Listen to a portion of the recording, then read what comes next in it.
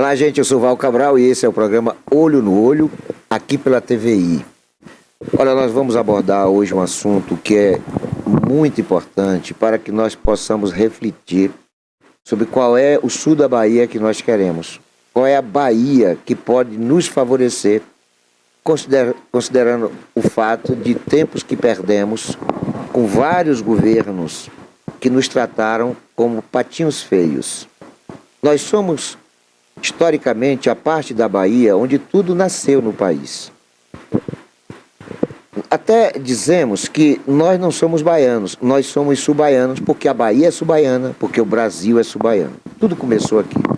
Tudo que houver de civilização teve como princípio o território subaiano e sul-extremo subaiano. Só que a história também nos revela que a gente sempre foi muito judiado. Os governos baianos, todos eles, sem exceção, judiaram demais do sul da Bahia.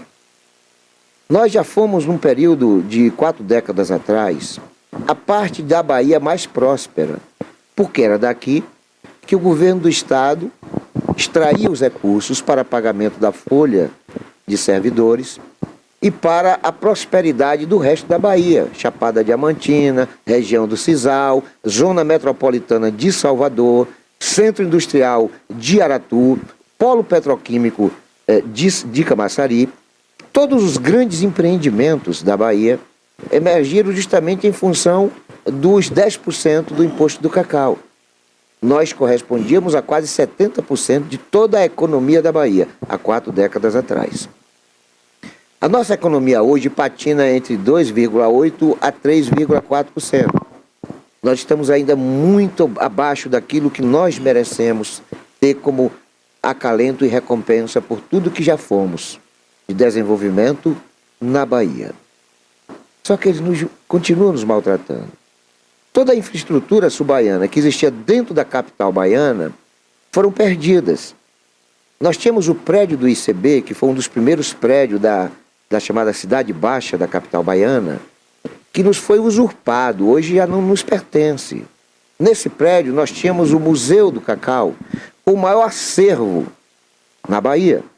Nós hoje nem sabemos aonde esse patrimônio se encontra. Nós tínhamos também, em Salvador, uma área de experimento da CEPLAC enorme, e nós perdemos.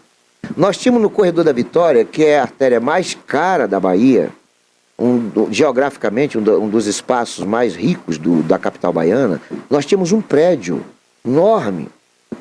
Até pouco tempo, até uns 4, 5 anos atrás nós tínhamos. Perdemos isso. Então nós perdemos tudo o que nos pertencia dentro de Salvador. Fora de Salvador, nós também, paralelamente a essas perdas na capital, fomos adquirindo prejuízos. Perdemos o Museu do Cacau em Ilhéus, perdemos o ICB em Ilhéus, perdemos a CNPC em Itabuna, perdemos indústria, perdemos representações, enfim, só perdemos. Perdemos demais. Perdemos muito. E tudo que nós temos aqui na região, ou quase tudo que nós temos aqui, advieram das nossas próprias condições. A começar pela própria universidade, por tudo que nós temos de estrutura e infraestrutura governamental, o financiamento público foi oriundo do recurso advindo das cidades subaianas. Só para você ter ideia, em apenas 2 impostos, ICMS, o município fica somente com 25%, e o IPVA, o município fica somente com 50%. Somente esses 2 impostos contribuem para o fisco estadual com mais de 20 milhões de reais por mês. Aqui nós temos, de 40 em 40 anos, uma obra de 20 milhões.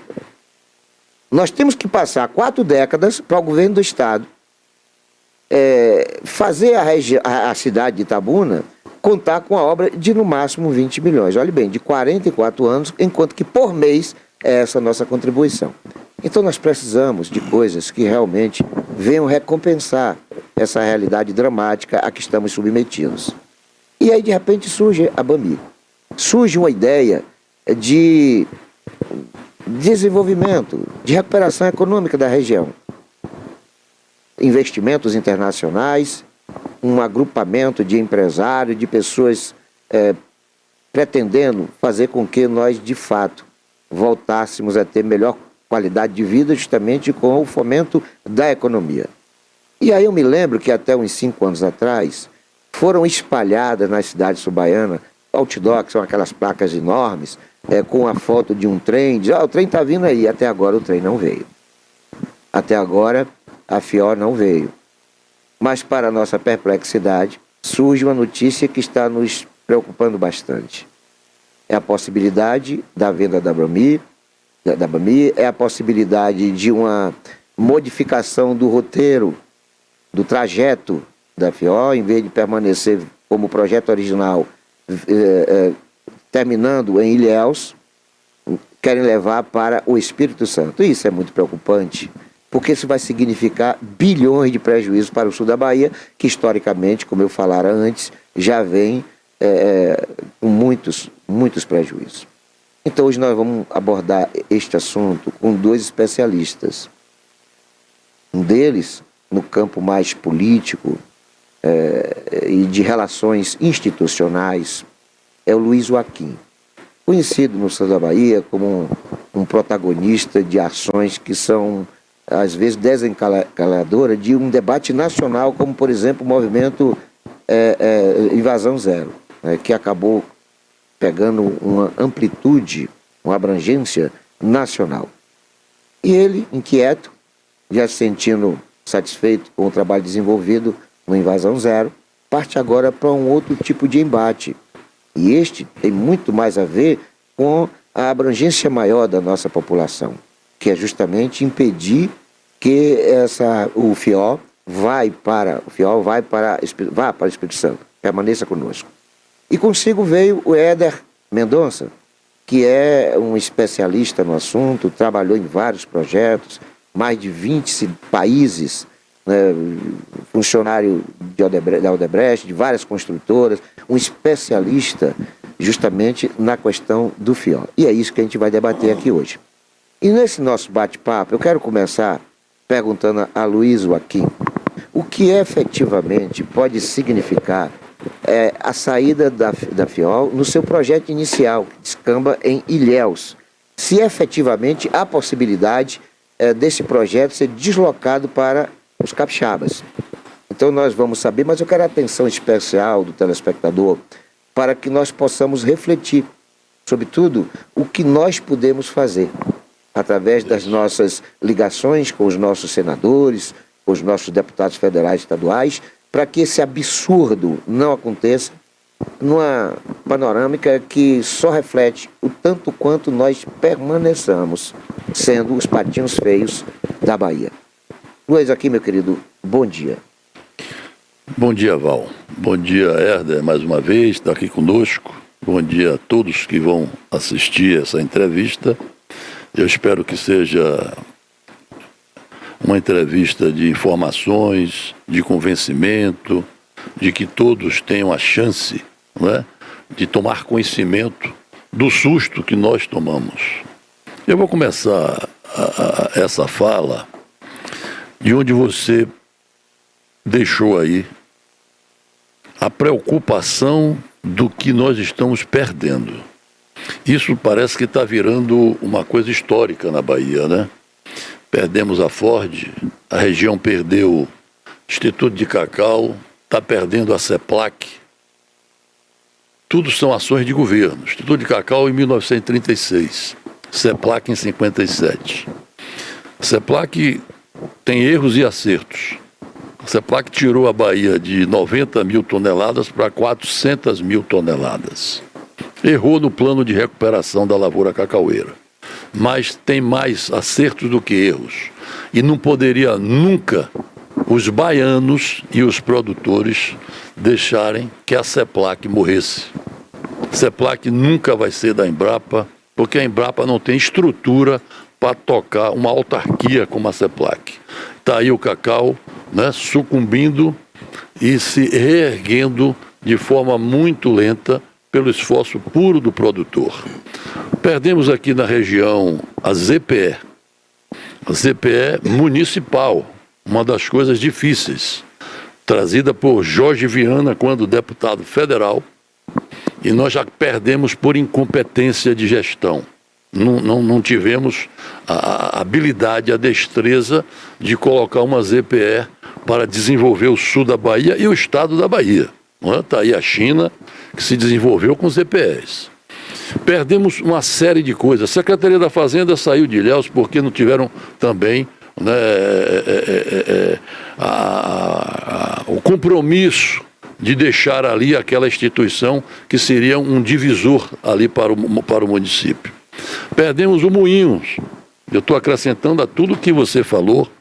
E por que agora essa preocupação nossa com a notícia? Você me permite só um adendo a respeito das perdas? E aí eu me referindo a Ilhéus, Colégio Antônio Osório, o Hospital Santa Isabel. Quer dizer, nós perdemos do setor produtivo, setor de financiamento comercial e financeiro, de educação e saúde, ou seja, muitas perdas. Muitas coisas. Em todos os segmentos nós tivemos perdas. Você constrói uma coisa e destrói outra. Sim. A ponte, quando foi feita, perdeu-se um dos maiores colégios ali no Pontal. Então é assim. O que nos trouxe aqui, na verdade, e o que está nos impulsionando dentro desse movimento, a deflagrar esse movimento, foi o susto que nós tomamos quando se noticiou que a Vale do Rio Doce deverá comprar a Bamin. A Bamin é uma concessionária, né? Ela tem uma concessão dentro do projeto intermodal Fiol, né, Porto Sul. Ela tem um trecho de 530 e poucos quilômetros que sai de Ilhéus a Caeté. Esse trecho é dela, por concessão. Depois abriu-se subconcessões. E o Porto Sul também é da Bamin, que é uma obra também do Estado. No Porto Sul, eu diria que coisas iniciais, mas não tem uma pedra lançada, resumindo a história aqui.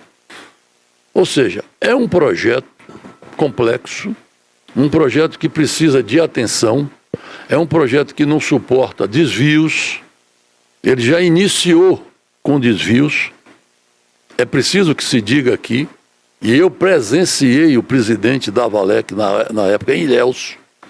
Em seguida, presenciei a prisão do presidente. Há um histórico dentro dessas obras, desses investimentos que são geridos pela administração pública, de corrupção. Olha a ponte estaiada de Ilhéus. Por que a primeira empresa foi retirada e chega a segunda concorrente, que foi a OAS, pela Lava Jato? E a turma foi presa por corrupção. Então não existe nada dentro do governo hoje que suporte uma auditoria verdadeira do Ministério Público, do Tribunal de Contas, da própria fiscalização que deveria existir, e a gente não vê isso. Então, nos preocupa muito esse histórico.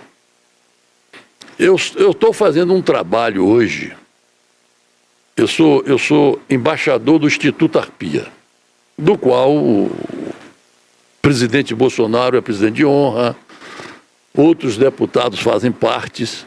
É um instituto suprapartidário. Nós estamos escrevendo um livro aqui na Bahia para fazer uma identidade do estado da Bahia real. Então não é pesquisa de Google.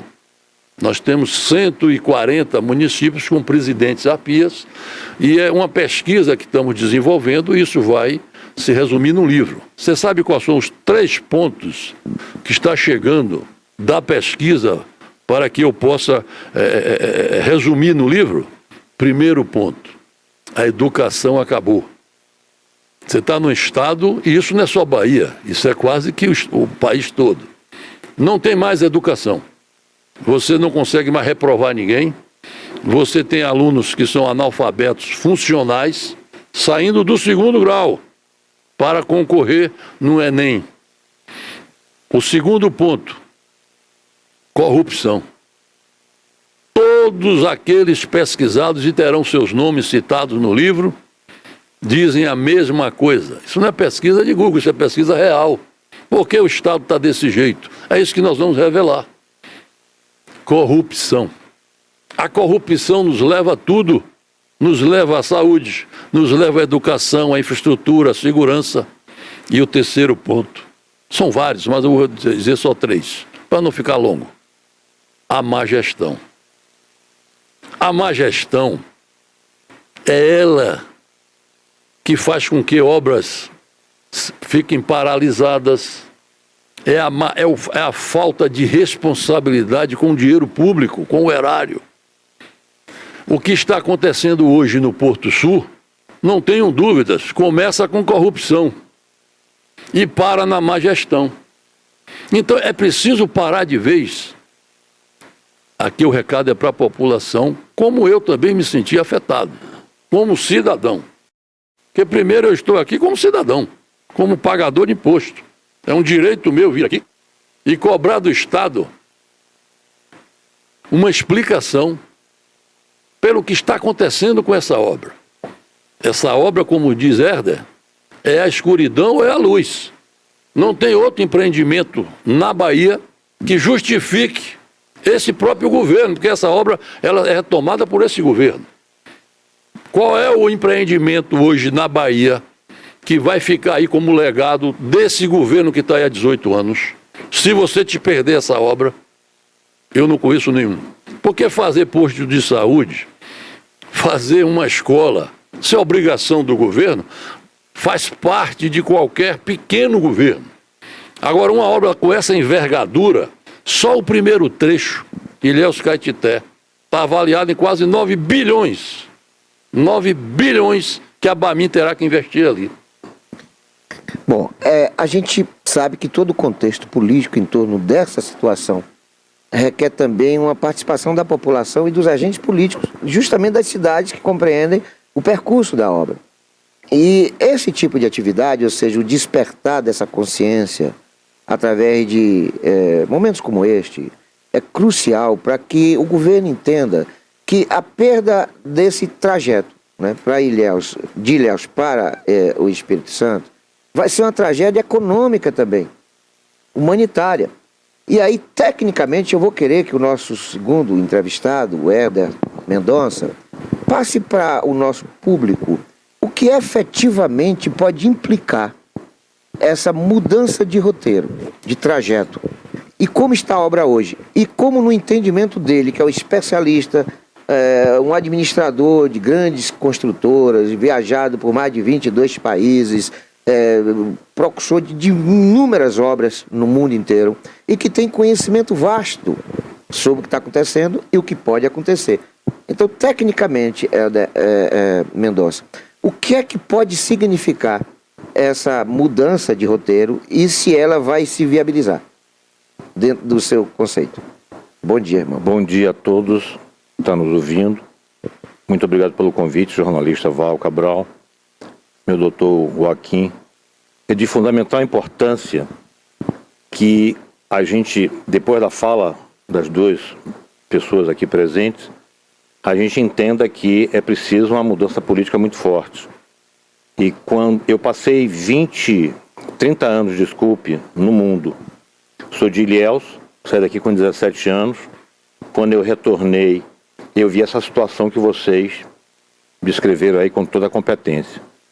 Mas tudo que eu aprendi em 3 continentes, o africano, o europeu, o americano, e eu comecei trabalhando pelo Peru, para chegar no Amazonas, para chegar no Mato Grosso, em Goiás, para chegar no oeste da Bahia.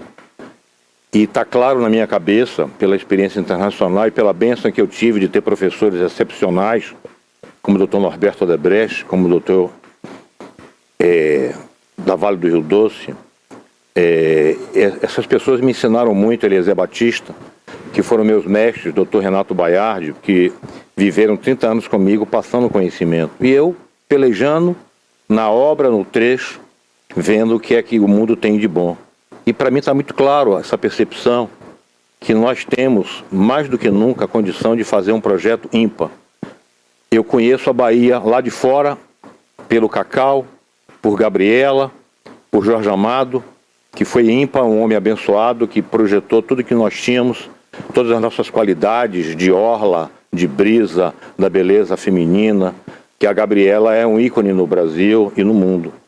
E agora nós temos uma condição real de fazer com que a logística e a integração bioceânica possa salvar essa região, novamente, para que a gente possa ter uma condição de alta produtividade.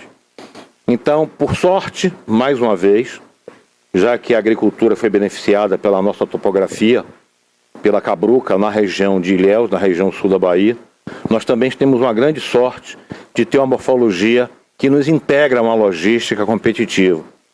Nós podemos, do Mato Grosso, através da ferrovia Centro-Oeste, integrar a ferrovia Norte-Sul, onde eu tive o prazer de trabalhar, integrar a ferrovia Transnordestina, que eu também tive o prazer de trabalhar, e fazer com que a FIOL faça uma conexão, usando todos os hubs.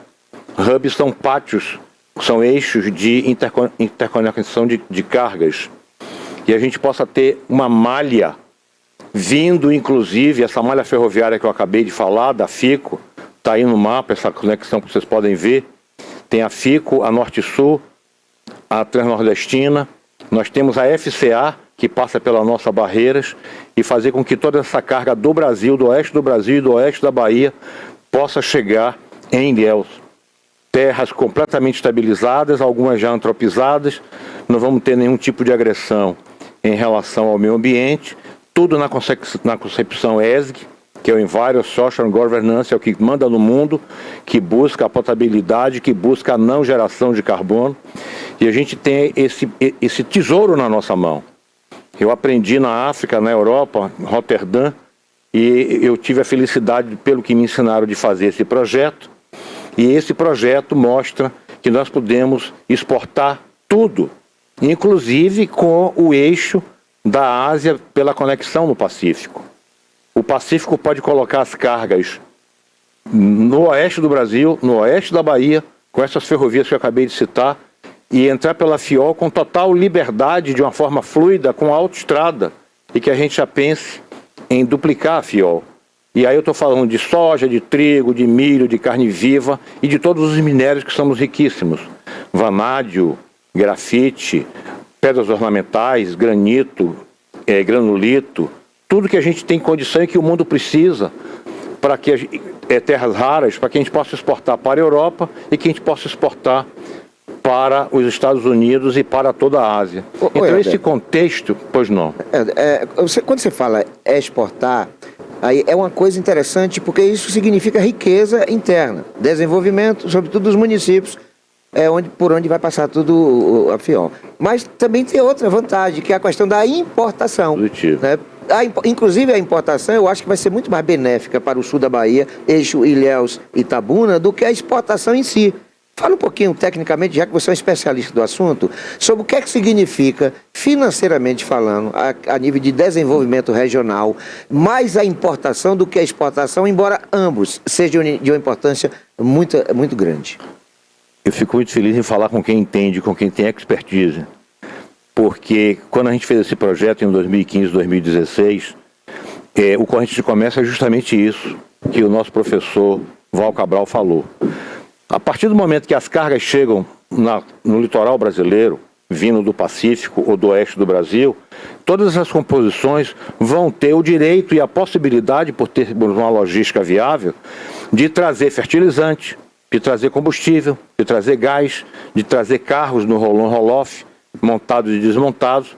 E isso vai fazer com que toda a cadeia produtiva seja inserida pela logística dos modais na Bahia.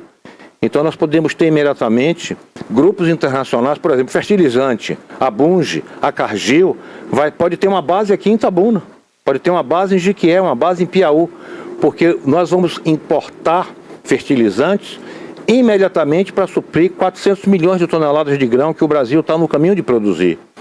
Então é muito importante que a gente pense na cadeia produtiva vindo pela importação e que a gente chegue até as hidrovias, que vai fazer com que o custo baixe em função do transporte marítimo, o transporte fluvial.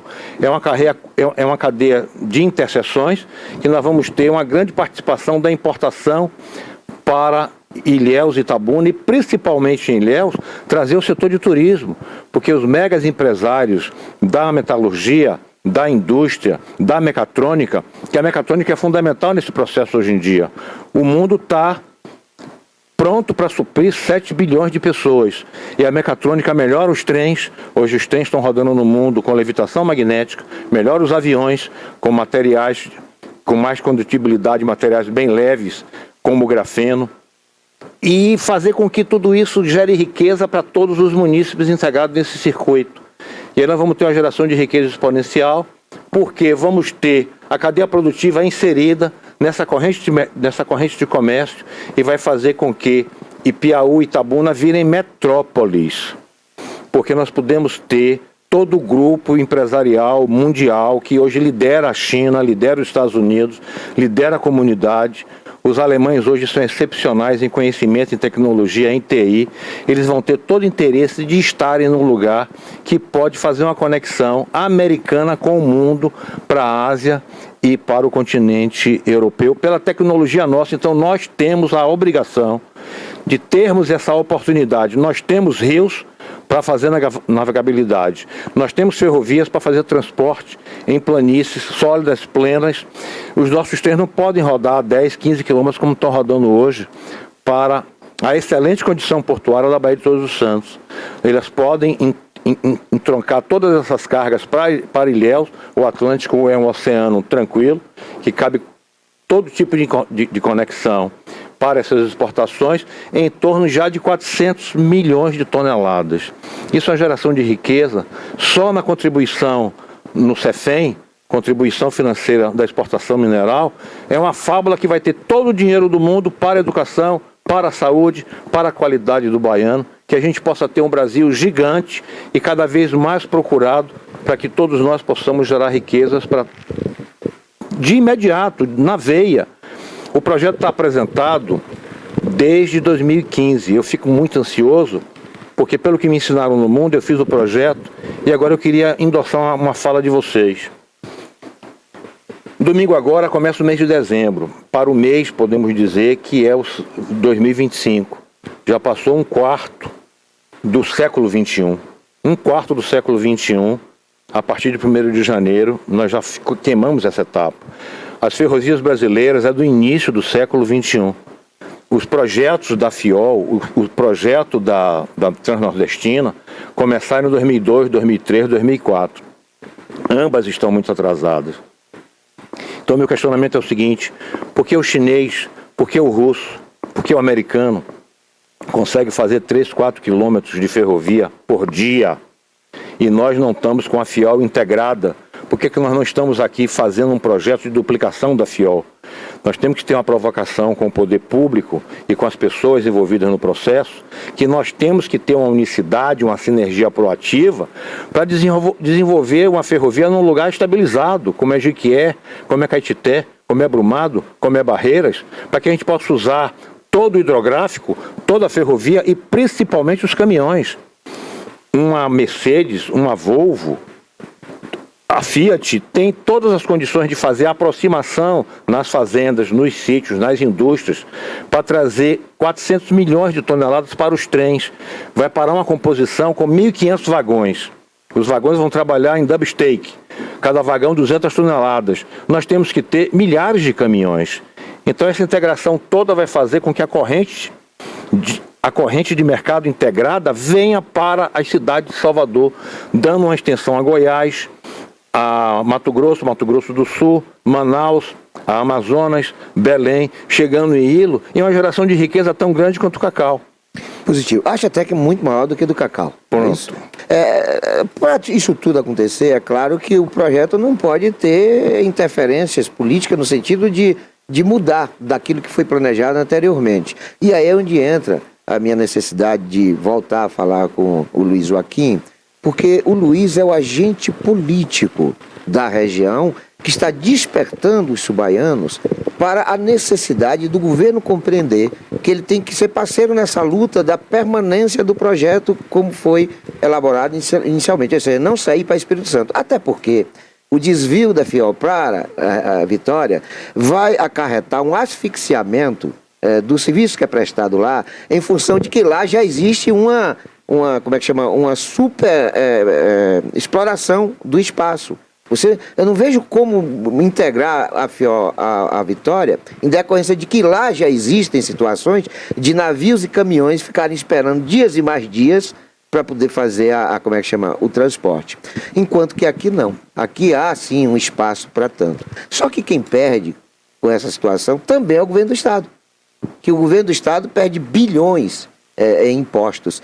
O que você acha, Luiz Joaquim, nessa situação que está acontecendo da participação do governo? O governo não está inerte, o governo está omisso. Como é que você avalia e analisa a participação do governo dentro desse imbróglio, dentro dessa perspectiva dramática de nós perdermos a FIOL aqui de Ilhéus?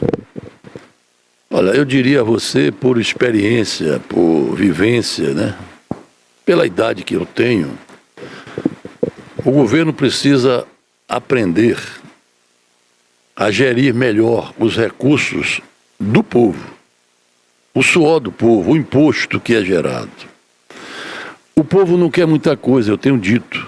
O povo quer boa saúde, boa educação, segurança e geração de emprego. O povo quer viver bem. Então, o que é que ocorre? O que nós estamos observando nas últimas décadas, e estou vendo aí agora recentemente, o governo federal acabou de lançar um pacote para espremer mais ainda os serviços que ele presta. Vai tirar da saúde, vai tirar da educação, lançou aquele projeto de campanha, isentar quem ganha até R$5 mil do imposto de renda para 2026. Ora, se isso não for uma politicagem, que me corte um pescoço. Então, o governo precisa aprender o seguinte: gerir, administrar, não é pegar a receita daquela gestão e ficar pagando funcionário público, os serviços básicos. E onde está o crescimento? Onde está o investimento para gerar novos empregos, para trazer novas receitas para o povo? É preciso acabar com isso. O governo tem que entender que o povo não precisa dos R$600 para sobreviver. O povo quer produzir. O governo precisa acabar com essa política socialista de miséria e tirar o povo do Bolsa Família. A luta do governo parece que é o inverso. É botar o povo dentro do Bolsa Família, para dizer 30 e tantos milhões de pessoas estão assistidas pelo Bolsa Família. Devia ter vergonha de falar isso. Ele devia dizer o seguinte: acabei com o Bolsa Família, está todo mundo trabalhando.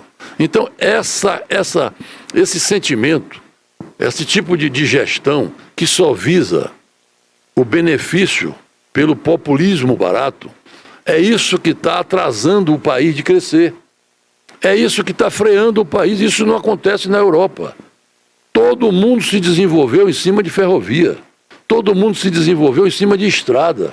E porque aqui está tudo travado, eu ouço falar em ferrovia há mais de 30, 40 anos. Essa ferrovia aqui, a FIOL, em 2013 era para ser inaugurada. Quem disse isso foi Walter Pinheiro, secretário de governo, em Ilhéus. Ora, já se mexe com isso desde 2007. Nós estamos em 2024, uma pedra não foi colocada. Então, há uma preocupação da sociedade baiana e principalmente a sociedade local aqui, regional. Então, o recado que está sendo dado e a sua pergunta, ela é extremamente pertinente. Por que pertinente? Nós estamos aqui para passar para você que está ouvindo esse programa a preocupação de perdermos esse empreendimento. Olha o tamanho do empreendimento que foi dito aqui pelo Herder. Sabe quantos milhões de toneladas está previsto entrar aqui? 700 milhões. Quando você diz é mais importante a importação, perfeito.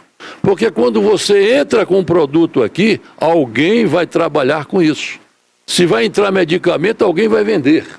Se vai entrar aqui fertilizante, alguém vai produzir.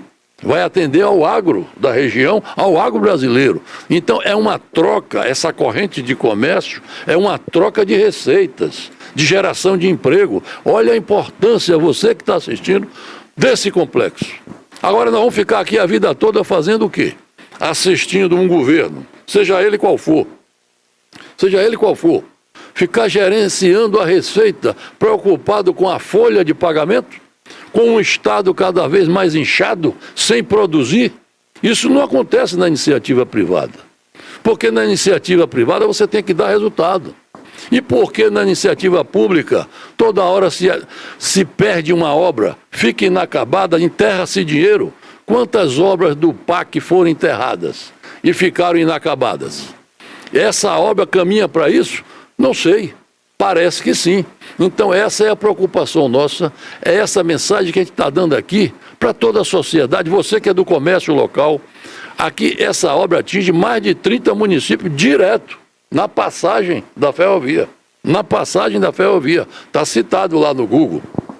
Então a região tem a obrigação de fazer um grande movimento nessa região, de se inteirar do que está acontecendo e cobrar das autoridades uma resposta. Cobrar de quem é responsável, de quem nós pagamos para fazer.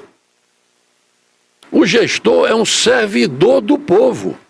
Se o povo não entender daqui para frente que tem que cobrar tudo que está sendo feito pelo gestor, vai ficar a vida toda recebendo essas notícias. O canal do Povo Malhado está parado, está lá o esgoto destruindo aquelas famílias com doença, questão sanitária. A obra do porto caminha para parar.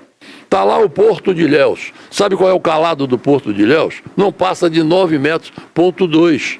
Tem navio que não atraca em Ilhéus, porque precisa de 14 metros de calado. Aqueles navios turísticos, porque o calado é pequeno, mas ele entra arrastando lama e só entra com maré alta. Então, repare, o Porto de Ilhéus até hoje não foi dragado. Aí você está construindo um novo porto, que exige aí navios de 17, 18 de calado. Você está construindo uma obra, uma ferrovia com 1.500 quilômetros de ferrovia, para poder explodir a economia da região e do país, para gerar emprego e renda. Você sabe quantos hotéis terão que ser feitos dentro de Ilhéus por causa dessa ferrovia? Você sabe quantos apartamentos serão construídos dentro de Ilhéus? Aqui é um recado para... Itabuna também, né? Na Vou região. chegar em Itabuna. E quanto a área imobiliária vai explodir nessa região? Você sabe, com essa obra aqui, que também parece que está parada, que é a duplicação da Ilhéus de Itabuna, essa nova pista que está se fazendo. Olha outro exemplo aí, de incompetência administrativa. Essa obra aí que não sai do lugar. Quantos anos vão levar para terminar essa obra? Então é isso que eu estou chamando a atenção. É preciso compromisso do gestor na hora que vai executar uma obra, na hora que vai usar o dinheiro daquele que paga imposto. Quantos galpões vão ser gerados aqui na margem dessa pista aqui, para atender o porto? Quantas empresas vão se instalar dentro de Itabuna? E o comércio de Itabuna, que já tem essa tendência natural, o serviço, isso vai crescer de uma forma exponencial. De uma forma exponencial. Nós estamos aqui defendendo o bem-estar social de uma região, de um Estado. Então eu acho que o Estado tem que vir aqui e dar satisfação do que está acontecendo. É uma preocupação latente de todos, essa é a nossa função. Puxa, Mendonça, tecnicamente, por que essa transferência de roteiro? Porque me parece que esse trajeto até Ilhéus é muito mais rápido, mais barato, mais fácil, tem um solo mais consistente que facilita a sua implementação. E por que, tecnicamente, lá as pessoas que estão envolvidas nessa tentativa de mudança optaria por essa ida para Espírito Santo? Geograficamente falando, e você como técnico do assunto, você acha que é viável, que é possível, que justifica pelo o gasto que vai ter que ser investido para essa mudança de roteiro? Para quem está investindo, justifica? Ou você não aconselharia essa mudança? Na minha percepção, a costa brasileira é uma costa excepcional para exportação. Nós temos Santos, temos Tubarão, temos Abaeté dos Santos, nós temos Pecém, Fortaleza, e temos Itaqui e o porto de Recife.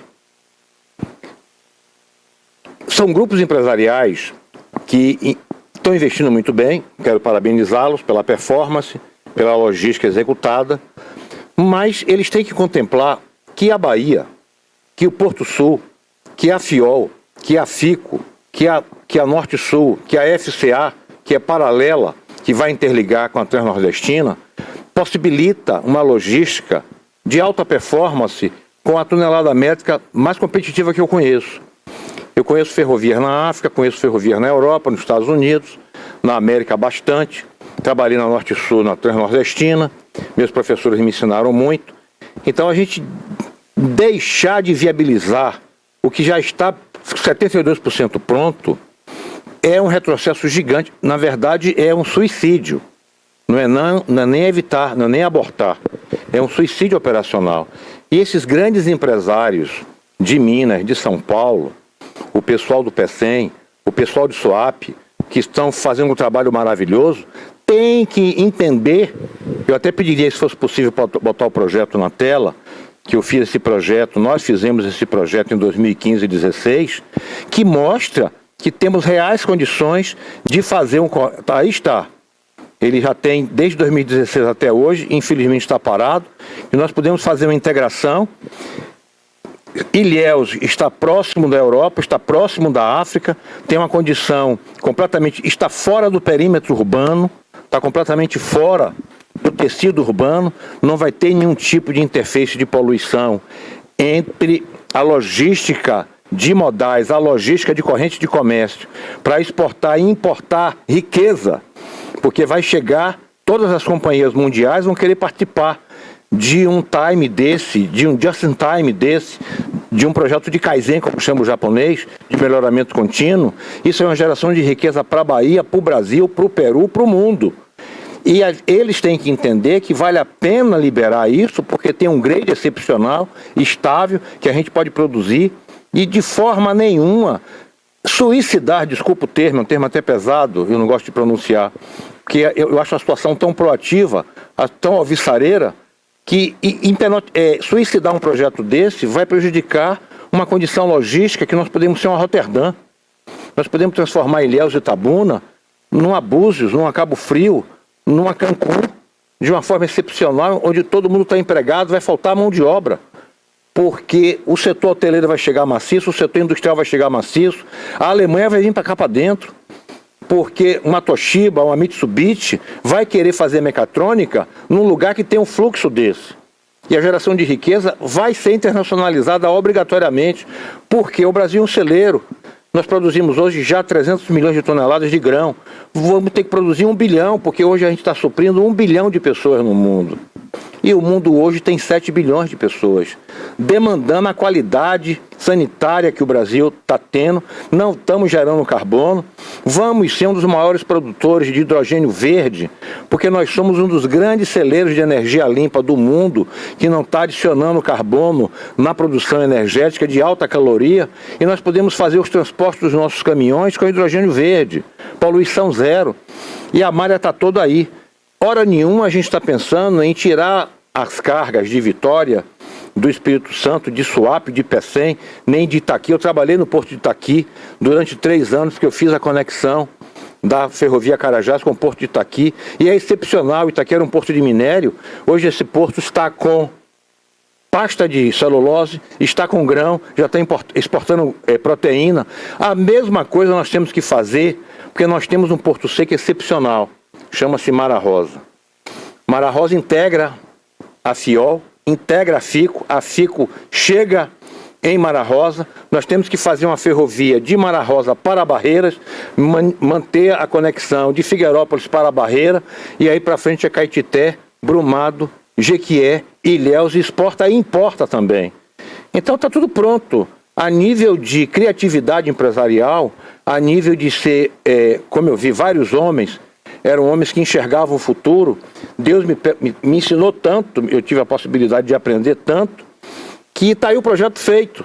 E esse projeto está desde 2016, e Ilhéus vai ter uma nova condição como a ponta de um iceberg, que vai gerar riqueza até as hidrovias do Pantanal, até as hidrovias do oeste do Brasil, do oeste da Bahia. Temos o Rio São Francisco, que pode fazer uma conexão excepcional com o hub de todas as cidades que passam por ele, e a gente gerar riqueza e não perder sem prejudicar Espírito Santo, sem prejudicar PECEM, sem prejudicar SUAP, nós temos de fato uma condição técnica, operacional, com gestão.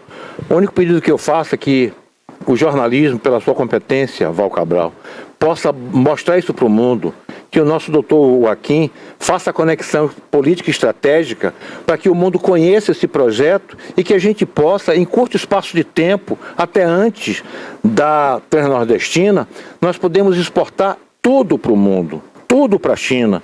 Nós temos um estrangulamento hoje dos canais no mundo. O Panamá está estrangulado, Suez está estrangulado. Os navios hoje estão operando de 40 mil toneladas para cima. São navios que estão exigindo 21, 22 metros de calado.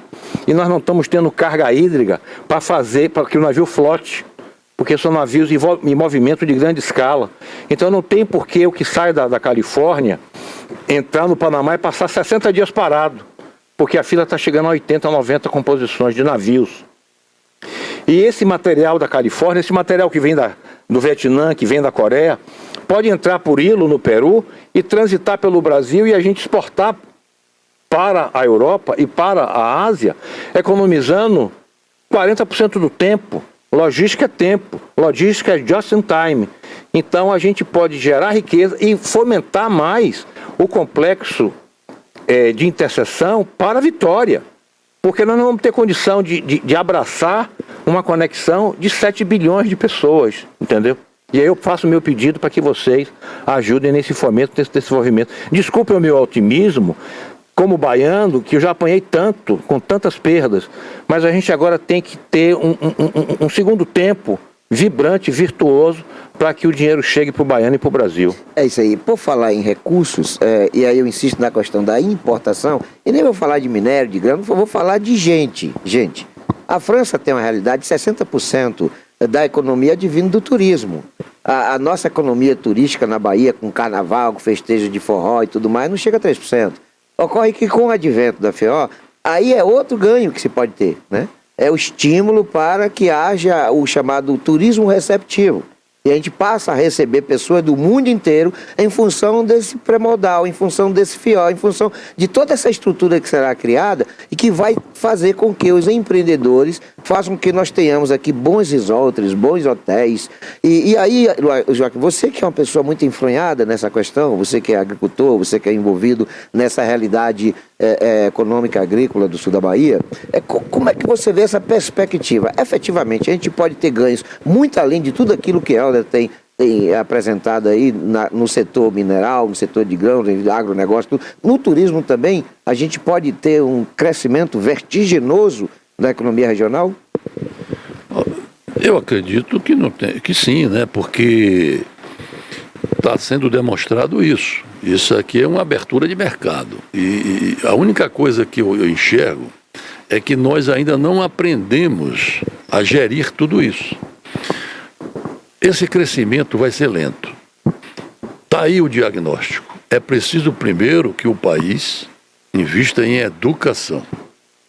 Está diagnosticado que a Bahia se afundou na educação. Não há mais formação de pessoas da nossa geração. Eu conversava com o Herder, ele me deu uma relação dos amigos dele, eu conheço alguns, trabalhei com vários arquitetos, Reinaldo Loureiro, Fernando Peixoto, André Sá, Norberto Odebrecht. Eu trabalhei com essa turma, com o projeto deles. O prédio que ele mora em Ilhéus é de Fernando Peixoto e eu conheço. Então é assim. Primeiro, vamos investir em educação. 2, é preciso que o Congresso brasileiro acabe de vez com a corrupção desse país. Que não chegue a 100%, porque o ser humano é terrível, mas que haja ações diretas em cima daqueles que têm como cultura a corrupção. Essa corrupção está impedindo o país de crescer. Se você for nomear aqui, como foram os últimos governos de 2003 para cá, presidente preso, desembargador preso toda hora, políticos presos, 49 milhões de respiradores que até hoje ninguém explicou, 51 milhões na casa do outro. Peraí, que farra é essa? E o povo está acomodado. O povo está vivendo convencido de que R$600 está bom para ele. Por quê? Os investimentos maiores é no axé. É preciso investir na cultura? Claro que sim. Mas é preciso saber dosar o seguinte: quem manda é a economia. Quem manda é o mercado que manda. Quando você tem uma cidade, um país, e economicamente bem, todo mundo vive bem, há um bem-estar. Então eu acho que o recado aqui, Val, é primeiro dizer o seguinte: não estamos dizendo publicamente que a Bamin vai ser vendida e que o porto vai morrer aí e vai para o Espírito Santo. Não. Há uma cogitação de que isso pode acontecer. Nós não podemos ser pegos de surpresa. Olha o tamanho desse empreendimento, olha o tamanho dessa riqueza que vem para Itabuna, para tudo que é cidade da região cacaueira e o estado da Bahia. Há também uma outra cobrança nossa. Isso não será feito só pelas autoridades locais, e eu convido aqui ao prefeito Augusto Castro, prefeito eleito Valderico Júnior, todos os prefeitos da região, a própria AMUR que tem que se envolver nisso. Primeiro, cobrar o seguinte: o que realmente está acontecendo? 2, qual é o cronograma de vocês para a execução dessa obra? Ou vai ficar com esse cronograma intangível que ninguém tem acesso? Começou lá atrás, mas termina nesse século? É isso que nós estamos aqui cobrando. É isso. Olha, nós temos 3 minutos para encerrar o programa de hoje, mas eu quero deixar 1 minuto para Helder poder aí acrescentar alguma coisa que nós, por alguma razão, ou por algum lapso de memória, deixou de explorar. Fique à vontade. Pelo que me ensinaram do mundo, pelo que me treinaram no mundo, pelo que me capacitaram, eu comparo Ilhéus ao Rio de Janeiro. Eu morei no Rio, 14 anos. O Rio de Janeiro tem uma orla linda, tem montanhas lindas, morros lindos, tem um povo maravilhoso e tem uma Bahia. Nosso Ilhéus tem tudo isso. Aí a nossa água é até morna, nossa areia é até mais macia. Então eu quero dar uma mensagem de otimismo. Sei que o problema é grande. Tudo que vocês falaram aqui está na nossa pele, está na nossa carne, mas a mensagem é de proatividade, é de futuro. Para que a gente possa pegar a carona do mundo, para que a gente possa viver uma comunidade europeia, para que a gente possa viver uma França, uma Itália. A França hoje, Paris hoje recebe quase 100 milhões de habitantes, de turistas internacionais por ano. O nosso Brasil, 6. Barcelona hoje está com 110 milhões de turistas ano. O nosso Brasil, 6. Então é hora de mudar, é hora de aplicar o projeto. Conto com a sua competência, Val, conto com a sua competência, doutor Luiz, para que a gente possa fazer a mudança e fazer com que a geração de riqueza chegue agora, porque o futuro chegou. Muito obrigado. Valeu, querido. Luiz, aqui. Bom, eu faço minhas considerações finais, primeiro de agradecimento a você, né? Ao Barbosa, a você, a todos. Mando um recado aqui direto para todo o segmento hoteleiro, não só de Itabuna, Ilhéus e região, ao trade, né? Enfim, para que a gente possa bater um papo com todos eles. Um recado direto aqui ao doutor Tarik Fontes, que também está envolvido, já conversei com ele. Ele sabe o tamanho desse projeto e o significado. Deixo aqui também um recado a todos os produtores da Bahia, que serão diretamente afetados com a perda desse projeto. Deixo um recado aqui também aos serviços, ao comércio, para que se envolvam. Tomem isso como sendo um projeto seu. Ou seja, o Porto Sul é nosso e não vai sair daqui. É isso aí. Olha, tudo que foi falado aqui é de uma importância enorme na medida em que se amplia. Você que está nos prestigiando com a audiência ao vivo, vai poder posteriormente também ter essa mesma programação no YouTube. O que é que nós pedimos? Que vocês viralizem. Eles copiem e coloquem para os políticos, para os empresários, os empreendedores, para que nós façamos de tudo que foi falado aqui um alerta. Porque nós não podemos perder o fiel. Nós já tivemos tantas perdas, que mais perdas só vai nos prejudicar muito mais ainda, a ponto de, a qualquer momento, a gente deixar de sermos identificados como nós mesmos. Nós seremos escravizados, né, numa situação que a gente pode agora evitar. E para isso acontecer, é necessário que argumentações, defesas, alertas e todo o comentário que aqui transcorreu no programa de hoje seja ampliado. Portanto, nós pedimos a você, que está aí nos prestigiando com audiência, que faça desse programa a sua arma, né, de combate nessa perspectiva temerosa, dramática, de nós não termos FIOL aqui no sul da Bahia. Tá bom, gente? Eu quero agradecer a todos aí, quero agradecer ao Herder Mendonça aqui pelas suas explicações de participação no programa, quero agradecer a essa figura que o Luiz, eu vejo o Luiz Joaquim como um dos baianos que o sul da Bahia precisa ter pelo menos mais umas 2 cópias, umas 3 pessoas iguais a ele. Eu não tenho dúvida que a nossa realidade a curto prazo terá sido muito melhor aperfeiçoada em decorrência de que a abnegação dele pelas defesas daquilo que nos pertence, pela nossa história, pela nossa perspectiva de engrandecimento e aperfeiçoamento, com certeza, Luiz ele já faz um estardalhaço enorme. Imagine mais uns 2 ou 3 iguais a ele, tá bom? Então, obrigado, Luiz, também pela sua participação. Sou fã da sua conduta, das suas ideias, dos seus posicionamentos políticos, ideológicos, mas, contudo, eu quero também agradecer a você, que tem sempre nos prestigiado com a audiência. Fiquem todos com Deus e não se esqueçam jamais de que Jesus é o caminho, a verdade e a vida.